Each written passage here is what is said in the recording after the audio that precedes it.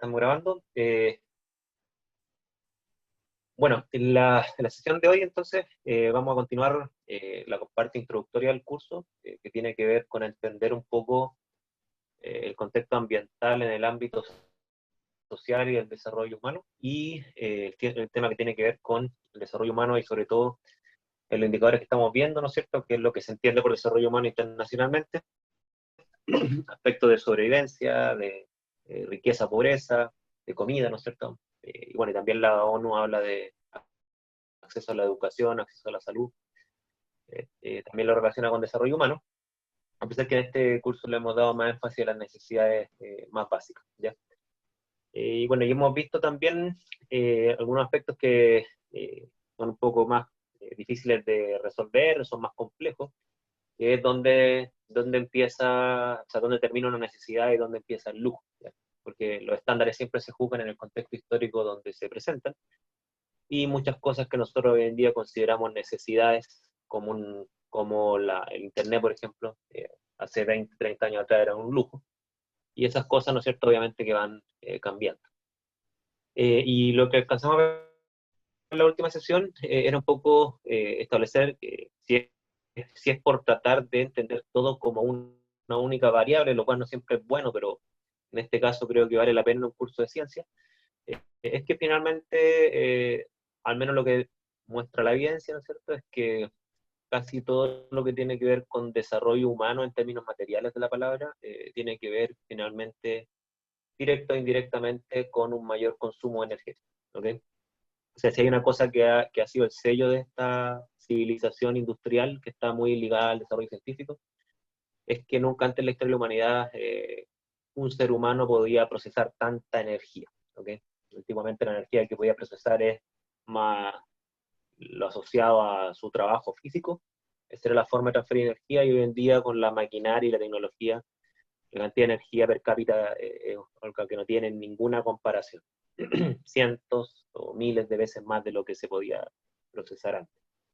Desde ese punto de vista, nosotros lo que estamos viendo es que el desarrollo y consumo energético ha estado históricamente relacionado, y que si uno empieza a ver las gráficas, tanto a nivel mundial como a nivel de nuestro país, ¿no es cierto?, claramente el consumo energético se ha disparado. De ahí, y en el caso de Chile, que esta gráfica que estoy mostrando acá, que muestra que el consumo energético se ha duplicado en los últimos casi 30 años, no, casi triplicado en los últimos 30 años, eh, bueno, eso no es una cosa, digamos, casual, tiene que ver con el desarrollo económico y humano también que ha tenido nuestro país, y el mundo tampoco se ha visto una tendencia muy diferente. Eh, otra cosa que alcanzamos a ver la clase pasada, ya voy a llegar a esto, ¿no es cierto? Esta es la última diapositiva porque creo que vimos la sesión pasada, que es cuando uno empieza a poner, para ver si hay una relación, que no es una relación solamente correlacional, sino que hay cierta causalidad conectada entre ambas variables. Cuando uno empieza a ver la relación que hay entre energía y consumo energético, se ve que hay un incremento. Es decir, a mayor consumo energético, mayor riqueza, o mayor riqueza, mayor consumo energético, como quieran verlo. Y esto que le acabo de mencionar tiene una explicación incluso económica. Ya se dice que en la medida en que hay mayor inversión en maquinarias, por ejemplo, una persona es capaz de procesar más recursos, y por lo tanto una persona es capaz de generar más riqueza. Y por lo tanto los países que más invierten en maquinaria, ¿no es cierto?, son los países que van a poder crecer por cuanto van a poder procesar más cantidad de energía y por lo tanto producir más. Ese es un poco el mecanismo que conecta ambas variables. Y hasta ahí hemos quedado en la última sesión. No sé si hay alguna duda, alguna consulta de lo que hemos visto hasta ahora. Algo que les llame la atención o algo que hayan averiguado, que quieran compartir. Si ustedes encuentran información relacionada con estos temas, por favor tráiganla. A mí me gusta siempre ir actualizando todo lo que voy presentando. Profe, Dudas, consultas, comentarios. Sí, puedo dar o sea, son como dos datos de unas cosas más pasadas, eso sí, sí. Es que estaba viendo sí, dale. más sobre aparatos electrónicos, y no sé si conocen Ujú. un lugar que le hacen llamar Sodoma y Gomorra, que es en África, es el basurero más grande de artículos electrónicos en el mundo. ¿Ya? Y No lo bueno, conozco. es como que hace referencia a la forma en que igual se podría reutilizar, porque ahí la gente vive literalmente reutilizando todo lo que se pueda de esos aparatos electrónicos, metales incluso, que le sirvan para reutilizar. O sea, el tema de reutilizar claramente aporta, ¿no es cierto?, al problema ambiental. Desde el punto de vista que reutilizar recursos, ¿no es cierto?, hace que podamos desarrollarnos sin incrementar tanto el consumo energético, Sí, esa es ¿ya? la Porque cosa, obviamente implica, disminuir. claro, en la mayoría de los casos, implica mucho menos energía reutilizar que producir. Hay algunas excepciones, ¿ya? Hay algunas excepciones. Pero la mayoría de los casos se da eso, ¿ya? Ahora, el tema de la tecnología siempre ha tenido como una polémica porque se han descubierto algunos casos que no sé si son generalizables a toda la tecnología, pero se ha descubierto que hay algunos casos que de productos que se programan con obsolescencia programada, o sea, es decir, que del momento que se construyen están hechos de tal manera que duren poco, ¿ok? Y eso las compañías en algunos productos lo han hecho a propósito. ¿Para qué? Para que sigan comprando más, digamos. Pero vale el dato, o sea, el tema de reutilizar es una cosa que en algunos aspectos Chile está bien en lo que es reutilizar, por ejemplo, cartón. Y Chile está bastante bien en el tema del cartón. En otros casos no estamos tan bien, por ejemplo, reutilizar el tema del aluminio, no estamos tan bien. El vidrio ha mejorado bastante este último tiempo, eh, pero sí, sí, bueno, de hecho, el tema de la Plumavit que dice Michelle, hay hasta un proyecto en la Católica que está apuntando a reutilizar el Plumavit, sobre todo el Plumavit de las boyas, que se utiliza mucho el Plumavit en las boyas, y después las boyas hay que irlas reemplazando, ¿no es cierto? ¿Y qué se hace con ese Plumavit? Tengo entendido que se hace en pintura. O sea, reutilizar siempre apoya, ¿ya? Apoya. Vale por el dato. Y otra cosa ¿Alguien más que quiere? ¿Sí? cuando se habla de la alimentación, Ujú. eh, hay unos datos, no recuerdo de qué parte, porque lo dio un profe de esta misma U en un curso, que dice que el Ujú. 5% aproximadamente del potencial alimentario de las plantas es explotado. O sea, que quizá una opción también para la mejoría alimentaria es no sobreexplotar tanto pocas especies, que son diarias, muy comunes, y seguir explorando en muchas más variedades de alimentos, a nivel mundial como por nivel local, o sea, por país, nativos, endémicos, porque puede significar más Ah, ya, ya, resistencia ya. incluso. Eso, Sí, mira, hay un profesor en el Instituto de Biología que es Cristian Atala, es que no el sé si es a mismo. lo mejor el mismo al cual te estás refiriendo. El mismo. Claro. De hecho, yo hago un curso a medias con él para un posgrado que se llama Cambio Global, ¿ya? Y él habla del tema de la biodiversidad, yo hablo del tema del cambio climático. Y está la otra profesora que es Paula Gres, que habla del tema de las tecnologías energéticas que están apareciendo. Bueno, fíjate que claro, Cristian un poco la idea que da, en base a la expertise que él maneja, es que si tú tienes un cultivo, algo así, la palabra técnica creo que se llama monocultivo. Por ejemplo, si ustedes tienen, no sé, 100 hectáreas solamente con maíz, la eficiencia de esa producción de comida es mucho menor que si uno tiene ciertas combinaciones de especies vegetales, por cuanto hay algunas sinergias entre ellas. Por ejemplo, bueno, Cristian me hablaba de la sinergia que hay entre, tengo entendido, la leguminosa no me acuerdo el nombre técnico, pero con otro tipo de vegetales, desde el punto de vista que las leguminosas tengo entendido que fijan mucho nitrógeno entonces, en el suelo, y el nitrógeno es esencial para el tema de la fotosíntesis. Entonces, hay como una especie de sinergia que le da mayor eficiencia en la fijación de nutrientes en el suelo. Hay otras plantas que tienden a mantener el suelo más húmedo, entonces ahí la eficiencia de lo que es el riego se mejora. Si es que uno tiene diversidad vegetal, por así decirlo, ¿ya?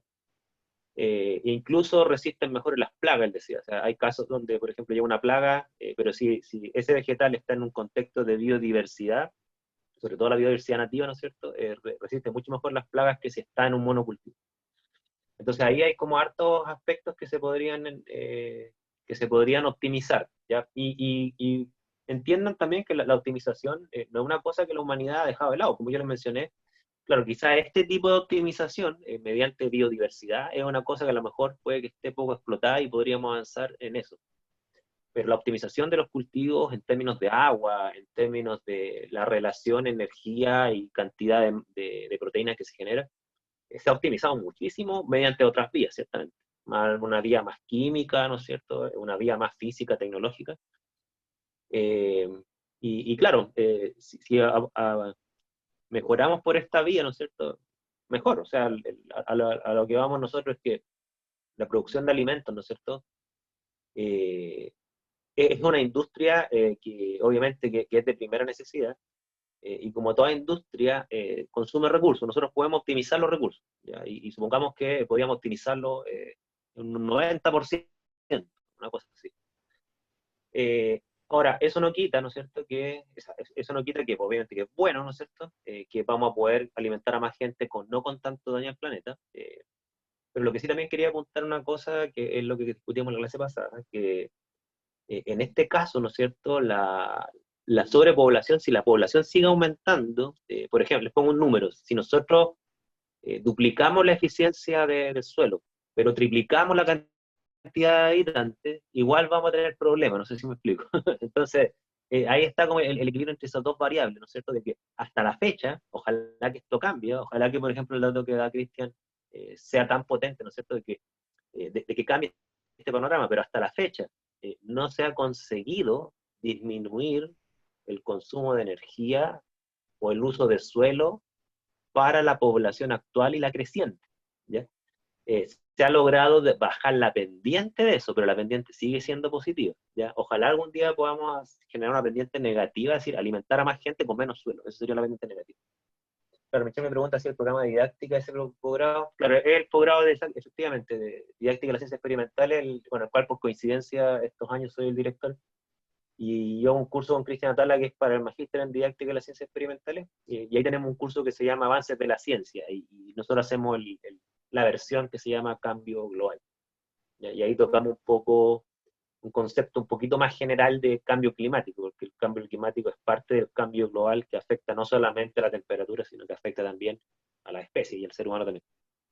Un curso que lo armamos entre Cristian Atala, Paula Grech y yo, y apuntamos un poco a dar una visión un poco más general y compleja del tema los cambios que vive el planeta, no solamente el cambio climático que está como más de moda, ¿ya? Porque Cristian, si hay una cosa que deja bien claro en ese curso, es que incluso más grave que el cambio climático es el decaimiento de la diversidad de las especies que se está viviendo estas últimas décadas. O sea, la cantidad de especies que hay va en picada.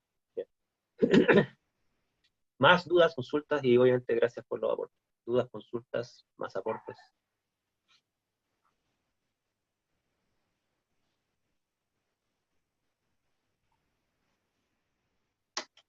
Súper. Bueno, entonces la visión que estamos dando acá es una visión que se podría acusar de súper termodinámica, ¿no es cierto? Que finalmente todo es más energía, quieren más desarrollo, más energía, ¿no es cierto? Y el tema de la energía, obviamente, que pareciera que es inevitable. Ahora, lo que sí quiero dar un poco una visión más optimista, que son los datos que no le he alcanzado a compartir, que son estos, fíjense. Acá, mira, respecto a la energía renovable, ¿no es cierto? Aquí está cómo ha aumentado la inversión en energías renovables en las distintas partes del mundo, ¿ya? Obviamente que si uno ve los números y si uno conoce más o menos el tamaño de la economía mundial, estamos hablando de trillones de dólares, claro, 250 billones, billones en el contexto norteamericano. Para los norteamericanos, un billón son 1.000 millones. Para nosotros, un billón son 1 millón de millones. ¿Ya? 250 billones es poco, ya es poco. Pero lo que sí les quiero mostrar es que desde el 2004 al 2015, o sea, más o menos en 10 años, se ha multiplicado por 5 la inversión en energía renovable. ¿Ya? Obviamente que en términos comparativos sigue siendo una inversión muy, muy baja. pero de que la energía renovable están creciendo, sí, sí están creciendo. De hecho, de que aquí hay panoramas auspiciosos concretos, o sea, no solamente sueños, ¿no es cierto? Sí, de hecho ya, como creo que les mencionaba a usted, ¿no es cierto?, que ya se está anunciando ya el fin del motor de combustión interna en los próximos 20 o 30 años. O sea, ustedes van a, quizá ustedes, no sé si yo, pero quizá ustedes van a ser la primera generación de personas ya que se compren autos eléctricos de lleno. O sea, no que sean excepciones de millonarios que se compren autos eléctricos, sino que va a ser como la norma. Ya, ojalá yo pueda ver eso. Pero de que ya se está anunciando que, por ejemplo, la energía solar fotovoltaica y todo lo que es cargar esa energía en baterías de litio para mover el parque automotriz, eso ya tiene tiempo de expiración súper concreto, y ese tiempo de expiración no es solamente un deseo ambientalista, sino que los precios están dando ahora. Antiguamente esas tecnologías eran muy caras, y hoy en día los precios sí están dando, o sea, en términos económicos ya, no, ya estarían siendo hasta competitivos, ¿ok? Y las proyecciones son que sigan bajando, entonces por eso hacen proyecciones que en un par de décadas incluso va a ser más barato un motor eléctrico que un motor de combustión interna, tanto en construirlo como también en el costo de la energía, ¿ya? Así que es una buena noticia. ¿A qué se deben las caídas? Bueno, las caídas se deben principalmente a un tema económico de que las primeras celdas solares, como toda tecnología nueva, eran caras de producir, porque, bueno, estaba recién desarrollándose el know-how, ¿no es cierto? Los procesos industriales para generarla no estaban optimizadas.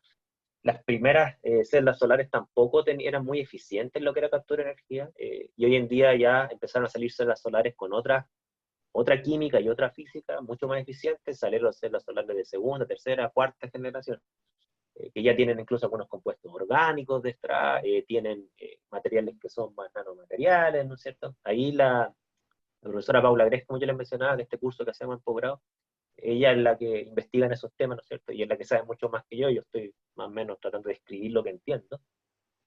Pero el hecho es que las caídas se han dado tanto porque la industria se ha expandido, por tanto los costos de producción han bajado, pero también porque las tecnologías han mejorado. Y de hecho creo que tengo un gráfico, miren, voy a saltarme un poco a razón de las inquietudes que tienen ustedes. Déjenme ver. Aquí está, miren. Este es un gráfico un poco para responder la pregunta que plantea Eliana, ¿no es cierto? O sea, pero este es un gráfico que refleja la caída, no dice las causas de la caída. Las causas de la caída tengo entendido que son más o menos las que les estoy diciendo, ¿ya? De hecho, ustedes pueden comprar celdas solares hoy en día por estas páginas de venta chinas. Siguen siendo caras, sí, pero son muchísimo más baratas de lo que eran antes. Fíjense que si uno saca la cuenta en términos de los costos de inversión, los costos de mantenimiento, ¿no es cierto? Y la cantidad de energía que son capaces de atrapar, al año 2010, el costo de producir un megawatt hora en dólares era 350, así esta es la media, ¿ya? $350 el megawatt hora para lo que es fuente solar fotovoltaica, esto es el año 2010, ¿no es cierto? Y fíjense que ya el 2016, fíjense, bajó de 350 a menos de 150, o sea, bajó a menos de la mitad el precio de la energía producida por esta fuente. Ahora ustedes dirán, bueno, esto es súper bueno. O sea, es bueno obviamente, pero sigue siendo aún, al 2016, mucho más caro que producir eso con energía hidroeléctrica, ¿ya? En donde los costos, esta es la mediana, tengo entendido, los costos de mediana, ¿no es cierto? Fíjense que están bordeando los $50. Entonces sigue siendo de 2 a 3 veces más caro al año 2016, ¿ok? Entonces, todavía no es competitiva esta energía, pero la caída así de precio ha sido abrupta, ¿ya? Entonces, ¿qué es lo que están proyectando los economistas? Como saben las razones de la caída y saben más o menos la pendiente, hacen proyecciones y dicen, mira, es cosa de que pasen 20, 30 años, y estas energías van a tener precios iguales o menores que la que se genera por geotérmica, hidroeléctrica o quema de biomasa, que siempre se ha dicho que es una de las más baratas, a pesar que está más o menos al mismo nivel de la hidroeléctrica, ¿ya? Entonces son buenas noticias. Y cuando eso se consiga, ¿no es cierto? Claro, eso va a hacer los precios mucho más competitivos. Ahora, eso no quita que los autos eléctricos todavía tienen un pero en estos momentos, que una cosa es el precio que sale producir un megawatt hora, ¿no es cierto? Y otra cosa es que, bueno, un auto eléctrico requiere muchas baterías de litio, y las baterías de litio son caras, ¿ya? Pero también, como toda tecnología, pasa el tiempo y se van abaratando, ¿ya? Porque se producen en más cantidad, de forma más eficiente, ¿no es cierto? Los mercados empiezan a crecer y por lo tanto los costos de producción comienzan a bajar. Claro, biomasa, Rafaela, se le llama a la quema de cualquier fuente que se produce, cualquier fuente de energía que se produce por quema de material que se produce por vía fotosíntesis. Entonces, por ejemplo, la madera es biomasa, ¿ya? Pero también el petróleo, porque el petróleo, si ustedes a lo mejor ya lo saben, pero si no lo saben se los digo, el petróleo es la descomposición anaerobia de literalmente cadáveres de seres vivos, mamíferos, plantas, porque el petróleo mayormente son la desintegración de los bosques que quedaron atrapados bajo la capa geológica, ¿ya? Entonces el petróleo también es biomasa, la madera es biomasa, el carbón es biomasa, ¿no es cierto? A todo eso se le llama biomasa, ¿ok? Como un conjunto. Ahora, esa biomasa tú la puedes separar en petróleo, en madera, en gas natural, y ahí nosotros vamos a ver en este curso que hay pros y contras en cada uno de estos tipos de energía que es biomasa. ¿Ya? Pero la humanidad se desarrolló principalmente con biomasa en términos energéticos. ¿Ya? Eso también hay que ser bien claro con eso. Más preguntas.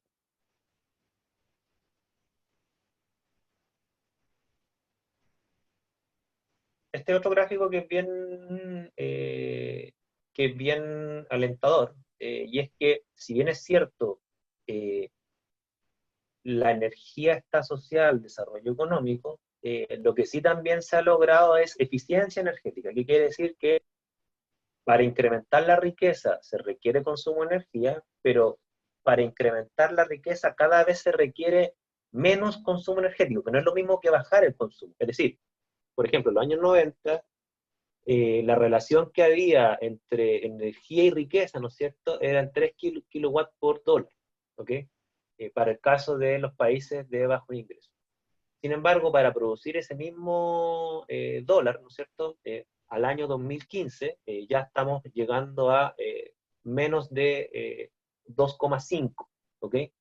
Y eso pasa en todo el mundo. Es decir, si bien es cierto, se requiere más energía para incrementar la riqueza, pero cada vez se requiere menos consumo energético para incrementar la riqueza, ¿ya? O sea, la pendiente se vuelve más eficiente. O sea, por favor, no sé si me entienden, que no confundan esas dos, no confundan en que esta pendiente cae con que hay menor consumo energético para hacer crecer un país. No, no, no.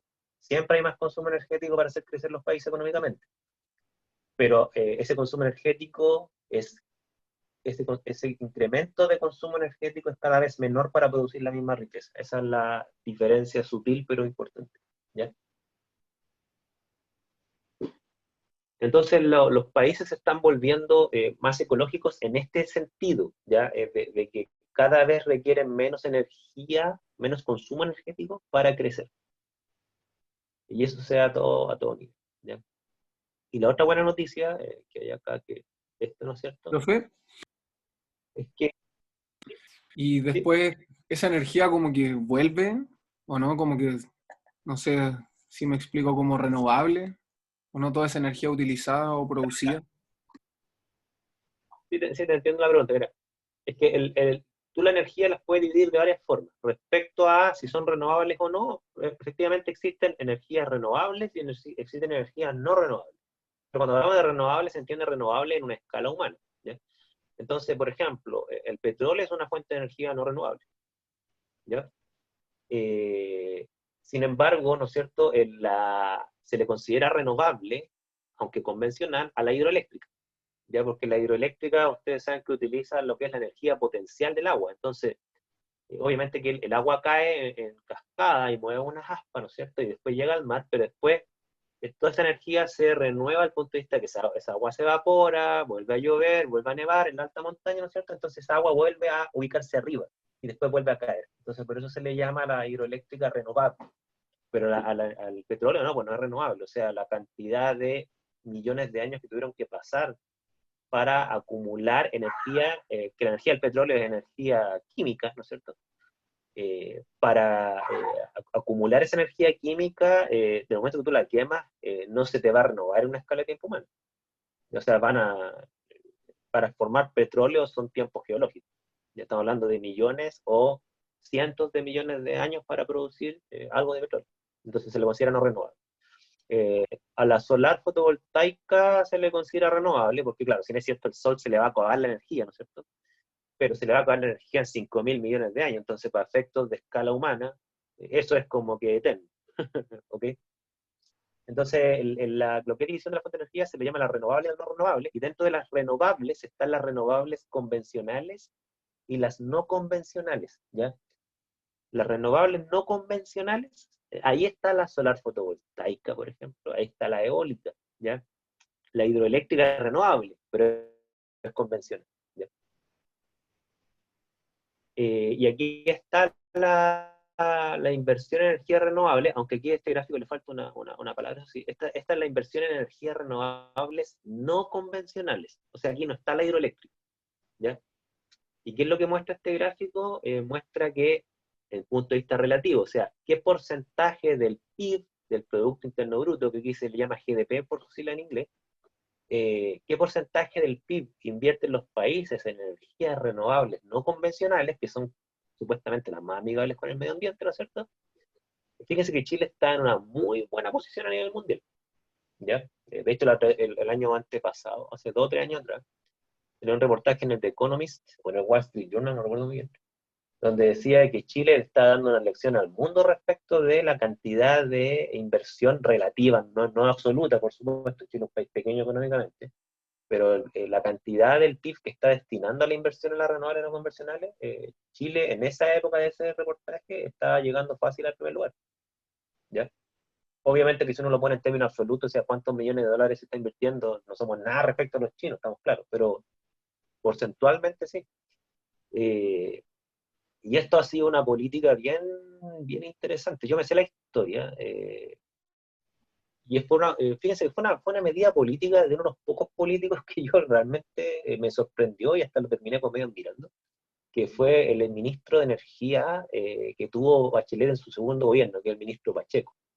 ¿Ya? Y este tipo hizo una movida económica muy buena, destrabó el monopolio de las empresas energéticas más grandes que tiene Chile, que son las empresas termoeléctricas y las hidroeléctricas. Por ejemplo, Gener, una empresa que cubría gran parte de la demanda energética. Entonces, habían 2 o 3 empresas en Chile que ofrecían, que cubrían las licitaciones, porque para que ustedes entiendan, la demanda energética de los países, los estados, el Chile en este caso lo licita. O sea, ¿qué quiere decir? Chile dice ya, desde aquí a 10 años necesitamos X cantidad de energía, un incremento de demanda energética. Entonces hace una licitación y las empresas ofrecen cubrir eso, ¿no es cierto?, a un precio. Entonces, ¿qué es lo que pasa? Que las licitaciones antiguamente ponían un tope mínimo, o sea, decía, ya, ustedes son una empresa, quieren licitar para ofrecerle al país energía, ¿no es cierto?, y que el Estado lo autorice a instalar sus plantas. Súper, pero tenían que ofrecer un mínimo de energía, o sea, y eso dejaba fuera a las empresas chicas. El mínimo de energía era muy alto, ¿ok? Entonces, como era tan elevado el mínimo de energía a licitar, eso dejaba solamente a las empresas grandes como posibles oferentes. Y esas empresas grandes eran 2 o 3. Entonces había un monopolio de facto. Entonces, como eran 2 o 3, eso implicaba que las licitaciones no eran muy competitivas y el precio de energía que ofrecían eran altísimos. ¿Okay? Creo que eran más de $100 el kilowatt, algo así, una cosa. No recuerdo muy bien la unidad, pero eran, independiente del valor de la unidad de la energía, eran más de $100 por una unidad de energía que no recuerdo exactamente cuánto era. Bueno, cuento corto, Pacheco bajó ese mínimo. Primera traba que sacó, bajó ese mínimo, lo bajó muchísimo. Entonces eso permitió que entraran en empresas más chicas. Y lo segundo que eliminó Pacheco era que en la ley había otra barrera que impedía el ingreso de las renovables, y es que si es que una empresa ofrece energía renovable, como la solar, por ejemplo, pero como toda energía solar, la fotovoltaica, no permite una oferta continua, porque no permite ofrecerla de noche, no permite ofrecerla cuando está nublado, ¿no es cierto? La ley obligaba que si una empresa ofrecía una renovable que no permitía un abastecimiento continuo, debía tener un respaldo tecnológico con una fuente de energía tradicional. Así, por ejemplo, si ustedes querían vender energía solar fotovoltaica X cantidad, ustedes tenían que tener una planta de respaldo con la misma cantidad para las épocas donde su planta solar fallaba. Eso era un poco lo que planteaba la ley. Entonces, claro, no era ningún negocio la renovable ofrecer. Si tenían que instalar su planta solar y junto a la planta solar tenían que instalar una termoeléctrica para cumplir con la ley, pues bien, nadie iba a invertir eso. Entonces, Pacheco destrabó también. Y bueno, cuento corto, eso generó que después de que destrabó eso, de haber 3 oferentes, aparecieron 40 y tantos oferentes. Los precios bajaron un tercio y la energía renovable ingresaron al país como de todas las licitaciones que hubieron en ese año, ¿no es cierto? Tengo entendido que el 40% de la oferta energética de esa licitación eran empresas renovables no convencionales. Y ahí Chile se disparó y le dio una lección al mundo sin querer, no sé si fue planificado o no. De hecho, ustedes pueden ver en YouTube, si quieren después de este curso, métanse a YouTube y vean la charla de Al Gore. Al Gore es un ex candidato presidencial de Estados Unidos que él tiene una especie de documental respecto al cambio climático que lo sacó hace varios años atrás. Y justo el año después que Chile hizo esta revolución de licitación energética, Al Gore saca la segunda parte de su documental y Al Gore pone a Chile como ejemplo en su gráfica y muestra la diferencia de inversión en renovables no convencionales que tiene Chile respecto a todo el mundo. Y la barra impresionante, se pierde, los gráficos se pierden. Es una cosa que yo quedé muy, muy gratamente impresionante. Y después, bueno, por cosas de la vida me enteré por qué Al Gore conocía ese dato. Y era porque justo en esa época, donde se estaba discutiendo también lo que finalmente terminó siendo el Acuerdo de París, donde estaba Al Gore en esas comitivas de políticos, ¿no es cierto? Justo en esas reuniones se topó Al Gore con el ex ministro de Medio Ambiente de Chile, Marcelo Mena, y Marcelo Mena, que es un tipo que tiene una formación impecable en términos científicos, ¿no es cierto? Y que fue un ministro de Bachelet. Marcelo Mena le explicó a él todo este tema de lo que es la renovable no convencional, y Al Gore tomó esos datos y los presentó. Y bueno, Marcelo Mena ahora es profe de la Escuela de Ingeniería Bioquímica, así que igual es un honor tener a Marcelo Mena ahí en el staff de profesores de nuestra universidad. Bueno, entonces en términos renovables, ¿no es cierto? Hay perspectivas bien auspiciosas. Parece que al fin los combustibles fósiles y los motores de combustión interna que los utilizan, parece que ya tienen sus décadas contadas y espero que esto llegue lo más pronto posible. ¿Okay? Eso no implica que vamos a consumir menos energía, sino que vamos a consumir quizá tanto más energía que ahora, pero por lo menos con fuentes que no son tan impactantes para el medio ambiente. Más adelante vamos a ver por qué son impactantes la biomasa y por qué la otra no tanto, ¿ya? Pero por ahora ustedes ya me imagino que intuirán que es mucho menos contaminante una celda solar fotovoltaica que por ejemplo, la quema de carbón. Voy a centrarme un poco. Y bueno, este es el otro gráfico que yo les mencionaba, no, este creo que no lo mencioné, este gráfico también muestra la relación que hay entre consumo energético y pobreza extrema, ya que es el primer indicador que nosotros discutimos. Y claro, ¿qué es lo que muestra en el eje Y? Porcentaje de personas que viven en pobreza extrema, ¿no es cierto?, separados por país. Y aquí está, por ejemplo, a nivel mundial este punto amarillo, ¿no es cierto? Mientras más grande el círculo, más gente abarca, ¿no es cierto? Entonces el punto amarillo abarcaría a toda la población. Y aquí, como yo les decía, bordea el 10% de la gente que vive en pobreza extrema a nivel mundial. Y aquí está el consumo energético per cápita en un año, ¿no es cierto? Ese consumo energético per cápita en un año, que es lo que muestra que, por ejemplo, ¿dónde están los países que tienen más pobreza extrema? Están hacia la derecha en el eje X. ¿Y qué es lo que tienen en común los países que viven en mayor pobreza extrema? Lo que tienen en común es que consumen muy poca energía. ¿Ya? O sea, todos los países, que lamentablemente la mayoría son africanos, y debe haber algunos sudamericanos por acá, si hay un factor común que tienen es que consumen poca energía. ¿Ya? ¿Y qué es lo que sí tienen en común los países que tienden a cero en su consumo energético, que son los que están ubicando acá, ¿no es cierto? Tienden a consumir más energía. ¿Ya? bueno, este país está disparado por los cielos, digo, pero debe ser, como ustedes dicen, por el frío, aunque no creo que este país sea tan gélido comparado con Canadá, ¿no es cierto?, para justificar ese punto. Claro, aquí lo que dice Nicolás, ¿no es cierto?, que esos países pobres están relacionados a la baja industrialización que poseen. Sí, o sea, todas las opiniones de expertos que yo he escuchado dicen que sí. O sea, y ahora, ¿por qué tienen poca industrialización? Eso quizás ya es una respuesta política, pero de que tienen baja industrialización y ahí está el problema de la pobreza, súper. Ahora la pregunta es, bueno, ¿y por qué no se industrializan? Claro, la mayoría de los problemas que tienen los países africanos es que son países con unas corrupciones gigantes y con una estabilidad política monstruosa. O sea, nadie va a ir a invertir allá. Ya, quizás Sudáfrica es una de las pocas excepciones que hay allá. Y porque estamos cosas en Sudamérica pasa una cosa parecida, lo que pasa es que no tan grave como África, ¿no es cierto? Pero una razón es por la cual Sudamérica también se ha industrializado después que otros países, que incluso más jóvenes que a veces que varios países sudamericanos, es también porque somos, de hecho, algunos dicen que en términos de corrupción, no así estabilidad política, pero ahí África está peor que nosotros, pero en términos de corrupción, algunos clasifican a Sudamérica como el país más corrupto, o sea, el continente más corrupto de todos, ¿ya? Entonces, obviamente que eso ya son cuestiones más políticas, ¿no es cierto? Pero sí, es la industrialización, poca industrialización. Un país que no se industrializa consume poca energía. ¿Qué pasa con Chile, Ítalo? ¿Cuál es la pregunta? ¿Cuál es la pregunta exacta respecto a Chile? Si tiene poca o alta industrialización, poca o alta corrupción, ¿cuál es la pregunta?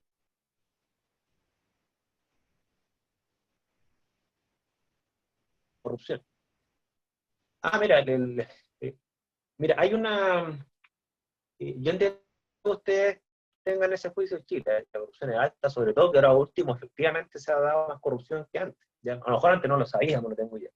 Ahora esto miren, y fíjense que al menos hasta el último gráfico que yo vi, ¿no es cierto?, que hay un indicador que se llama, el que lo hace el Banco Mundial, se llama filtraciones, es decir, cuánta plata se roban los políticos, literalmente.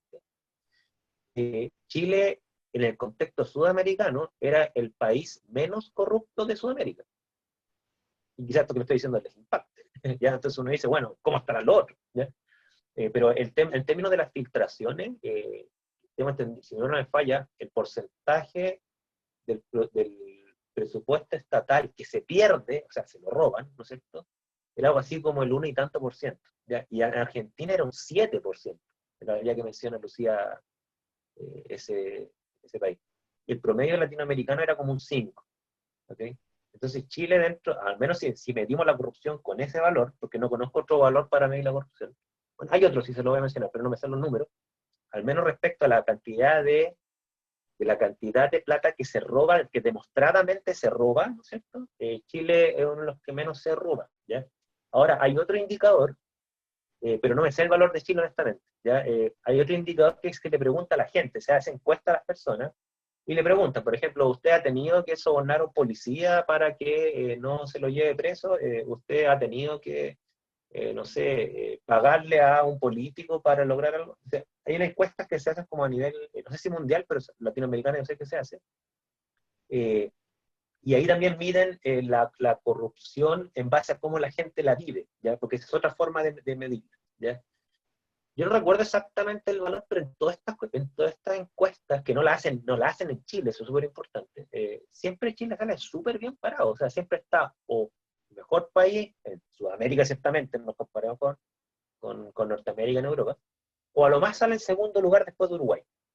Y siempre Chile y Uruguay se disputan como los mejores lugares en ese indicador. ¿Ya?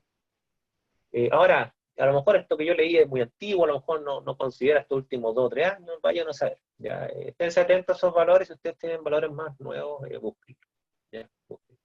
Pero que Sudamérica es un país tremendamente corrupto, o sea, un continente corrupto, sí. Sí, bueno, Chile es lo más neoliberal dentro de Latinoamérica, de hecho aquí tengo el valor, a ver si lo encuentro, ¿no? Lo que ustedes llaman neoliberal, ¿no es cierto?, se mide también, ¿ya? Ustedes de empezar, yo estoy obsesionado con los datos, la respuesta es que sí, estoy obsesionado con los datos. Fíjense que hay una forma de medir qué tan neoliberal es un país, entiendes, neoliberal es capitalista, ¿no es cierto? Y hay un indicador que se llama el índice de libertad económica, que mide, son varias dimensiones, mide por ejemplo la tasa impositiva, mide la cantidad de trabas burocráticas que hay, mide el tema del respeto a la propiedad privada, ¿no es cierto? Y cuando uno ve los rankings, los que están más en celeste son los países más capitalistas o neoliberales del mundo. Fíjense que este ranking es bien bueno porque si uno ve, Chile está ahí. Y claramente ustedes sabrán que Chile es súper capitalista, ¿ya? Y el resto de Sudamérica no es tan capitalista como Chile. Perú se está poniendo cada vez más celeste, ¿sí? Dicen que Perú pronto va a alcanzar a Chile en neoliberalismo, si es que le llaman así ustedes. Esto se llama libertad económica. Ahora, lo que sí yo muestro este gráfico solamente, bueno, y a nivel mundial, Chile, esto se rankea, están 200 países del mundo rankeados, ¿no es cierto? Y Chile está en el lugar, bueno, esto fue hasta hace 2 años atrás, tengo que actualizarlo, está en el lugar 18. Estuvo una vez en el número 7, yo me acuerdo, el séptimo país más capitalista del mundo. Ahora, lo que sí quiero mostrar este gráfico, un poco para no politizar el tema, es que lo que yo quiero así apuntar en este curso es que ustedes entiendan que la contaminación la generan las industrias, no los modelos económicos. ¿Ya? Dicho de otra forma, da lo mismo si la industria la maneja el Estado o la maneja en privado, que esa es la única diferencia entre una economía capitalista y una economía socialista o comunista, ¿no es cierto? En cualquiera de los dos casos, la industria contamina porque produce, y porque produce y genera desechos, ¿ya? Y una industria va a contaminar más o menos dependiendo de lo que produce y la tecnología con la cual la produce, ¿ok?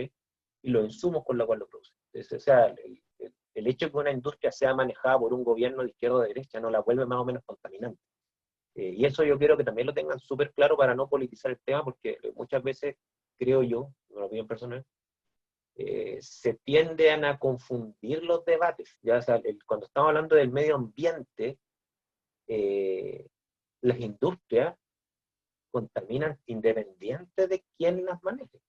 De hecho, yo una vez, les cuento un caso, una vez me tocó asistir a nuestros debates por el tema de Muchuncaví, y me acuerdo que yo no me aguanté y tuve que intervenir, ¿no es cierto? Que se hablaba mucho de los capitalistas perversos que contaminan el Valle de Puchuncaví, y la gente, lo que no olvidaba la gente que estaba discutiendo esto es que la industria que más contamina en Puchuncaví es estatal, por ejemplo, es Codelco. Entonces, no es cierto que las industrias contaminen más porque pertenecen a una economía capitalista o socialista.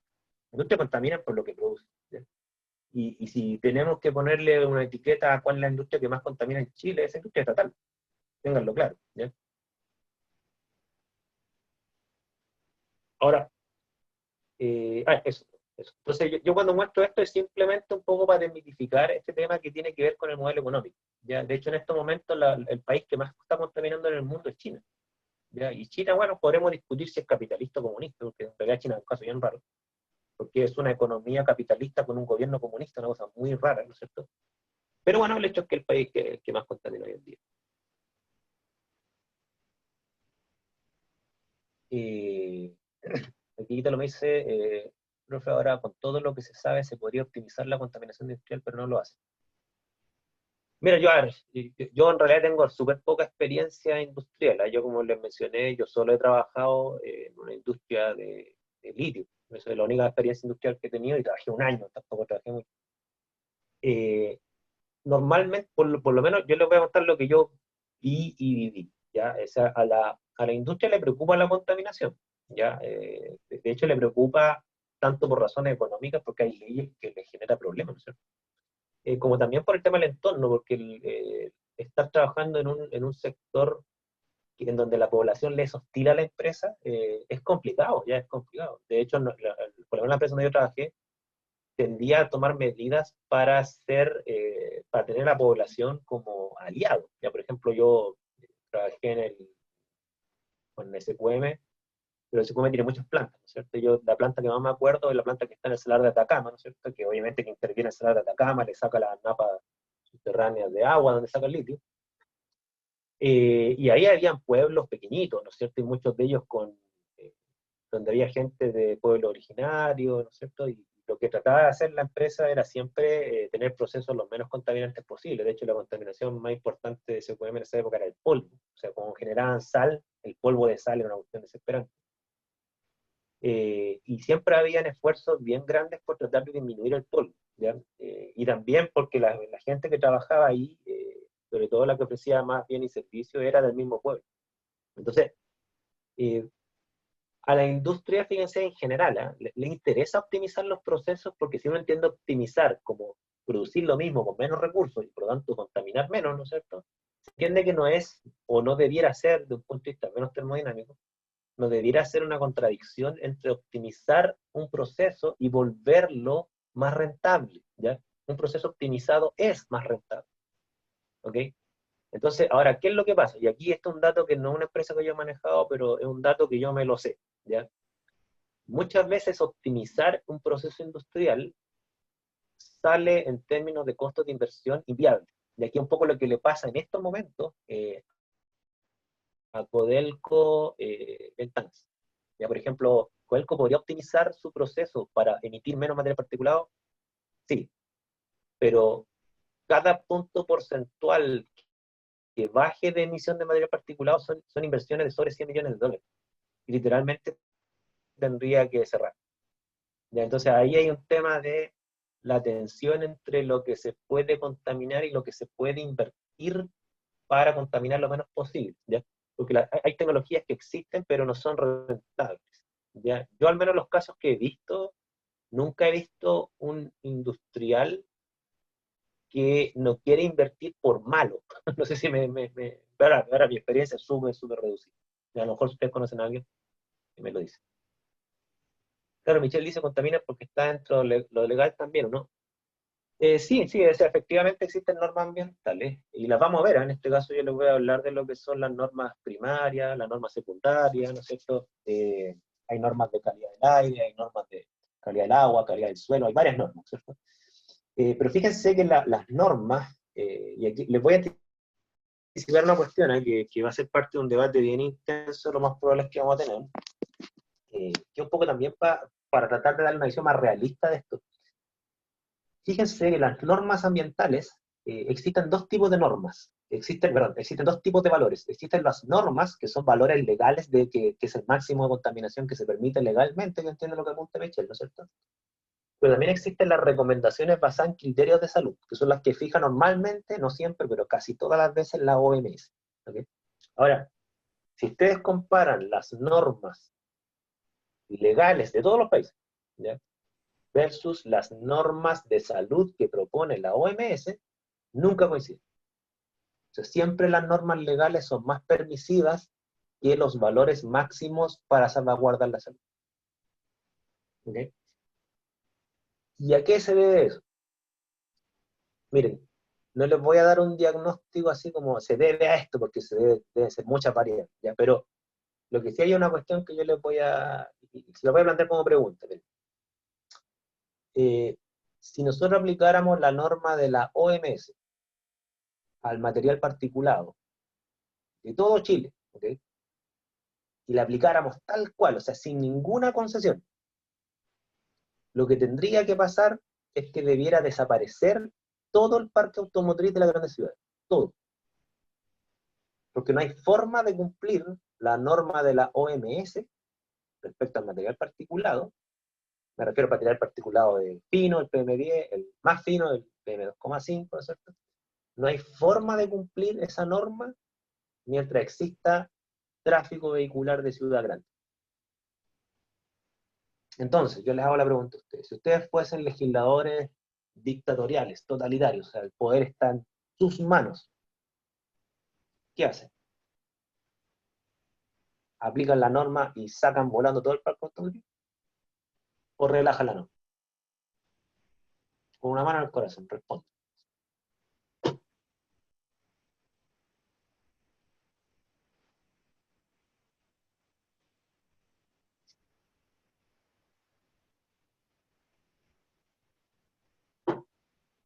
¿No me han respondido, querían?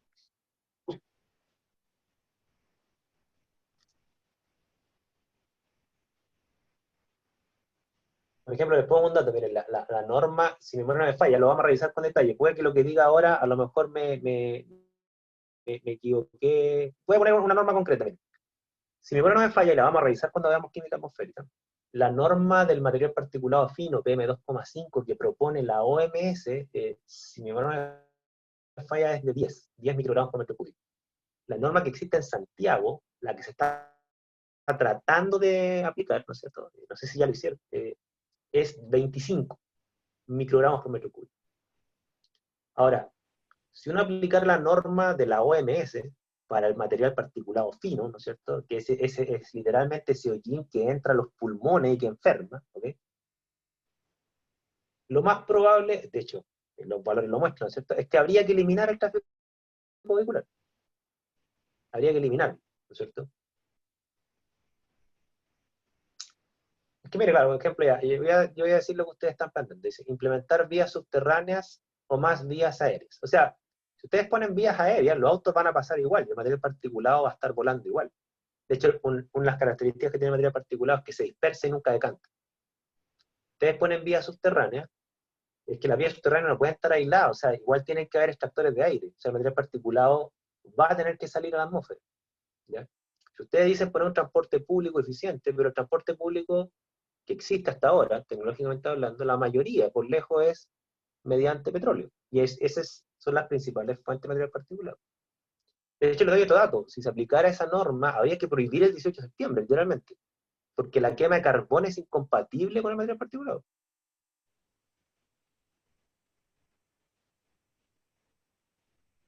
Claro, por ejemplo, Michelle da un dato que es bien interesante, que dice, es complicado, porque también había que prohibir la quema de madera. Entonces uno dice, bueno, ¿y cómo calefacciona el hogar la gente que no tiene dinero? Porque si ustedes compran 20.000 pesos de madera, que les puede alcanzar para todo el mes, si ustedes lo quisieran traspasar a calefacción eléctrica, que yo lo hago en mi casa, tienen que pagar más de 100.000 pesos mensuales de cuenta en invierno.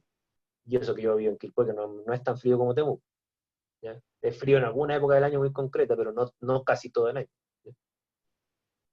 Entonces, se fijan, ahí viene un tema de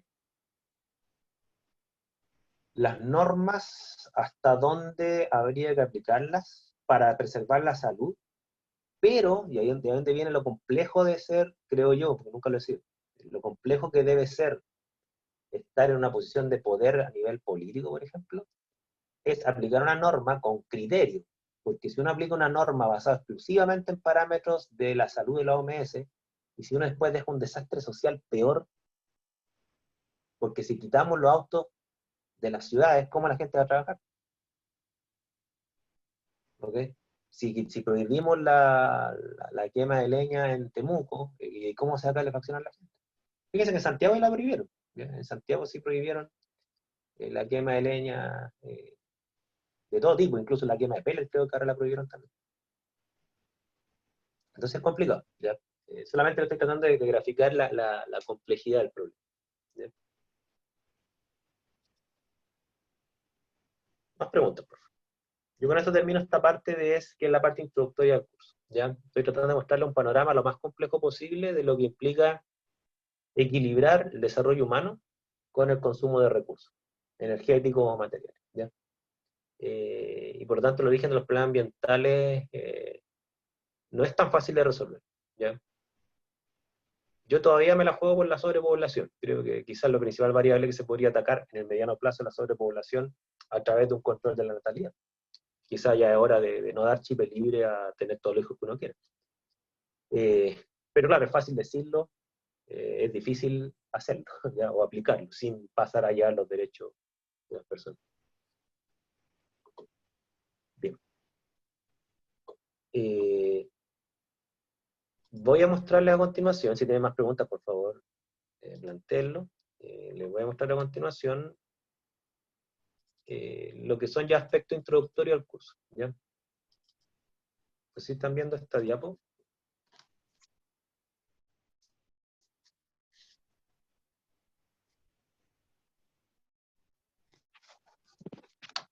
No están viendo la diapo. Ah, sí.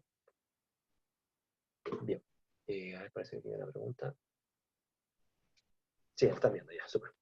Bueno, entonces,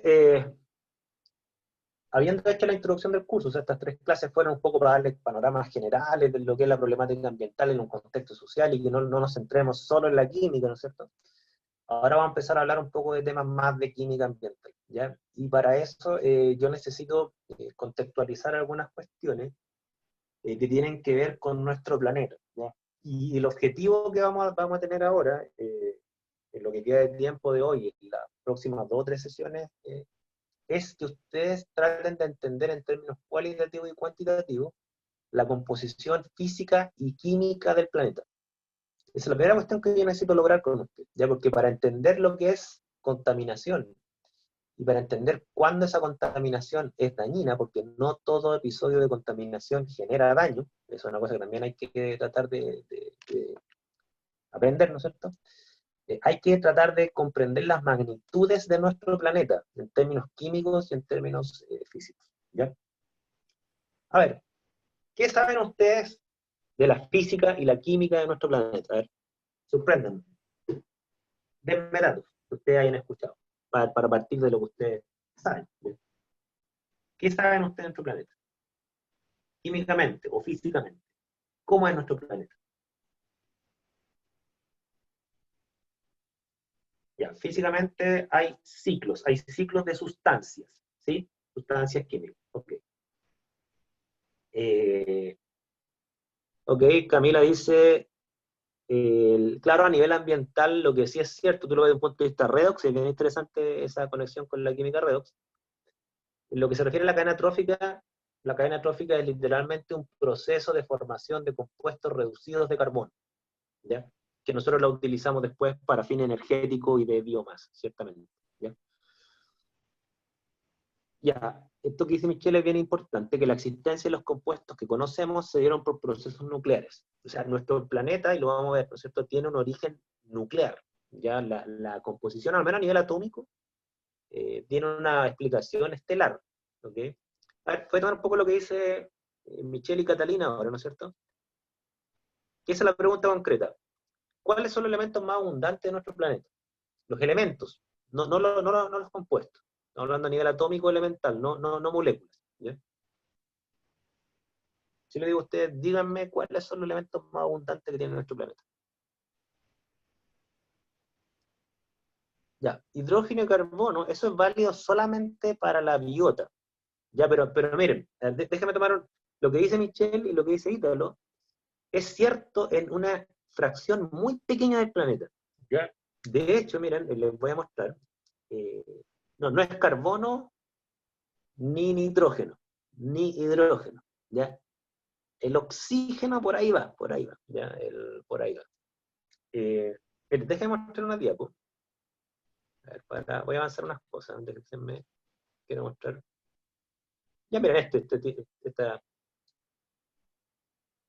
¿de qué tamaño es nuestro planeta? ¿De qué tamaño es nuestro planeta?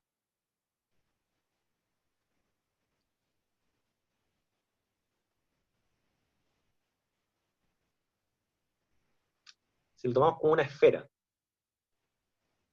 es grande, ¿no es cierto? Sí, ¿qué tan grande? Esa es la idea.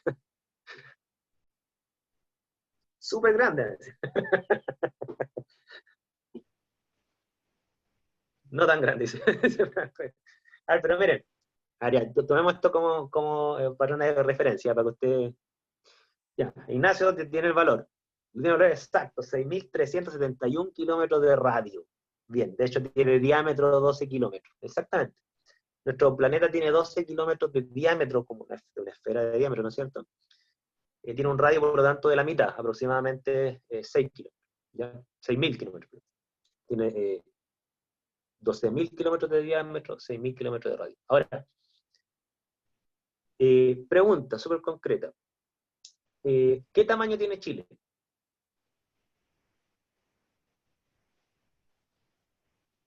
Chile es un país largo, ¿no es cierto? Es de largo. Ya. Un poquito más de 4.000 kilómetros. Está bien, ¿no es cierto? O sea, un poquito menos que el radio de la esfera. ¿Ok? Ahora, continuamos en términos de magnitud. Fíjense. Ustedes saben más o menos hacia arriba, ¿no es cierto? La atmósfera de nuestro planeta. hasta dónde se ha detectado vida hacia arriba, me refiero a la altura de la atmósfera hasta dónde se ha detectado vida, más o menos.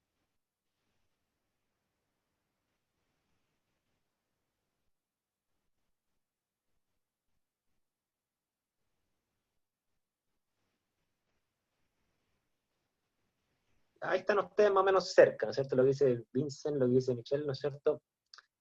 Efectivamente, a ver, pero lo que sí es... Sí, pero no son 8.000 kilómetros, son 8.000 metros, Michelle, son 8.000 metros, no kilómetros, ¿ya? ¿A qué me refiero? De que, exacto, más o menos, así como redondeando, se estima que un poquito más abajo de la cúspide del Everest, y el Everest tiene 10 kilómetros de altura, ¿ok? Más o menos, ¿no es cierto? Redondeando. Dicen que más o menos un poquito más abajo del Everest donde hay vida sustentable, ¿ya? Sobre eso hay tan poco oxígeno, hay tanta radiación UV y hay tan bajas temperaturas que la vida que llega ahí muere, ¿ok? O sea, no es sustentable, no se mantiene ahí, ¿ya? Entonces, más o menos lo que dice Vincent y Michelle, ¿no es cierto? En metros, ¿no es cierto? Estamos hablando de un poquito menos de 10 kilómetros, ¿ok? Recuerden que estamos hablando de una esfera que tiene un radio de 6.000 kilómetros, ¿ok? Y la capa de la atmósfera que la cubre, que tiene vida, tiene menos de 10 kilómetros. Hagan la relación entre 6.000 versus 10. Poquito, ¿ya? Claro, el tipo de vida que está registrada ahí, tengo entendido, que son mayormente como algunas esporas de polen y algunas bacterias. ¿Ya? Ni siquiera vegetales, así como ya más complejos, no. ¿Ok? Eh, Ahora, vámonos hacia abajo, o sea, bajo el mar, ¿ok? Más o menos, ¿cuáles son las profundidades del mar, las más profundas, ¿no es cierto?, donde se ha detectado vida.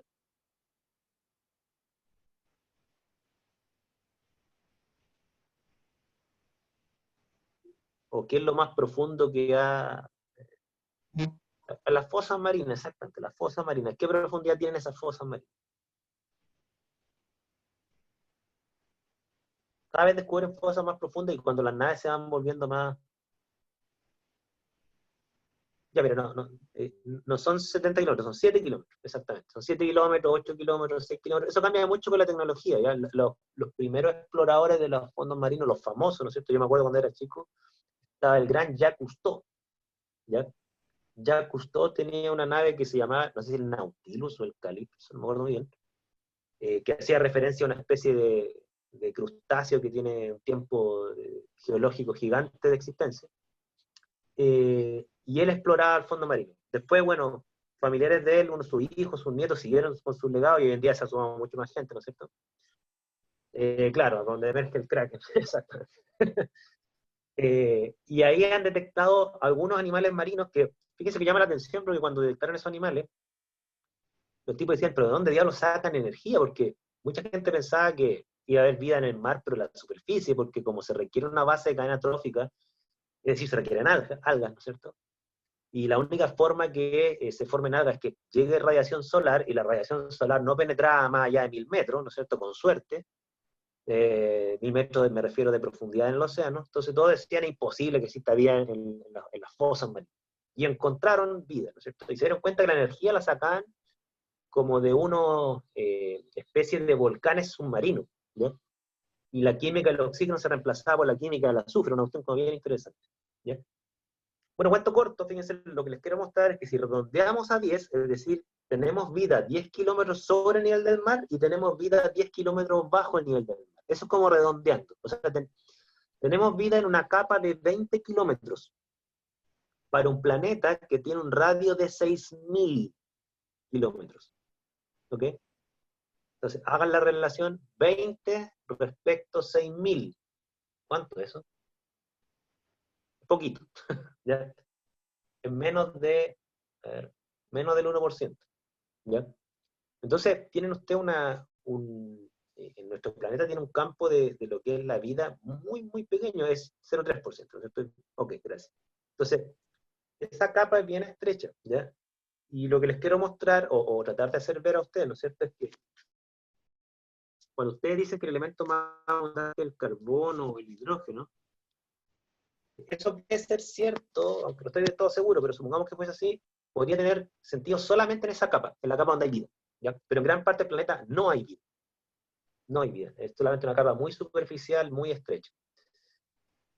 Fíjense que el elemento más abundante del planeta es el silicio, ¿ya? Es el silicio, después le sigue el oxígeno y después le sigue el aluminio. Y entre esos tres elementos, tengo entendido que es casi el 90% de la composición en masa de nuestro planeta, ¿ya? Después está el hierro metido ahí, ¿no es cierto?, etcétera, ¿ya? Entonces, esas más o menos son las magnitudes de nuestro planeta, ¿ok? Ahora la pregunta es, ¿y por qué? ¿Por qué nuestro planeta es así?